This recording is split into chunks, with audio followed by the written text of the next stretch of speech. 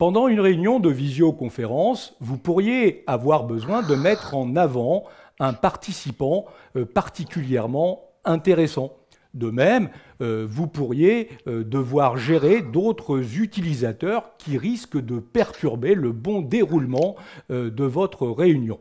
Voyons dans cette leçon vidéo les principales commandes qui vous permettent de gérer les participants.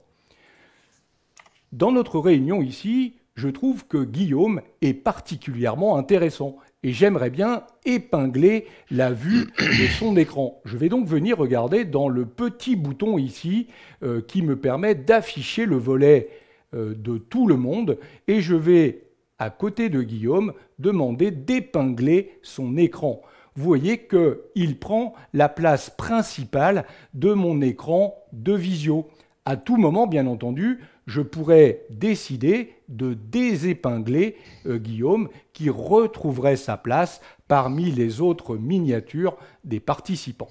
A l'inverse, on imagine qu'un utilisateur pourrait perturber la réunion parce qu'il n'arrête pas de prendre la parole, de couper la parole, ou, je l'ai rencontré souvent, il a une communication téléphonique privée et nous voilà en train d'enregistrer ou d'entendre la communication privée de Jacques. Je vais donc pouvoir décider de venir à côté de Jacques et couper complètement son micro. Il est clair qu'il vaudrait mieux peut-être prévenir l'utilisateur par correction qu'on va lui couper son micro ou alors utiliser le chat pour lui signaler. Je coupe le son, mais attention, je ne remets pas le son. C'est pour des raisons de confidentialité, Jacques est lui seul qui pourra réactiver son micro.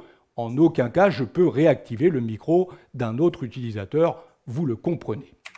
Si vraiment cet utilisateur est de plus en plus perturbant dans cette réunion, je pourrais même, dans le cas extrême, décider de totalement exclure cet utilisateur. Il me suffit là encore, dans l'écran volet des participants, de retirer ce participant de la réunion. Vous voyez qu'il me demande d'exclure Jacques de l'appel, ce que je vais faire.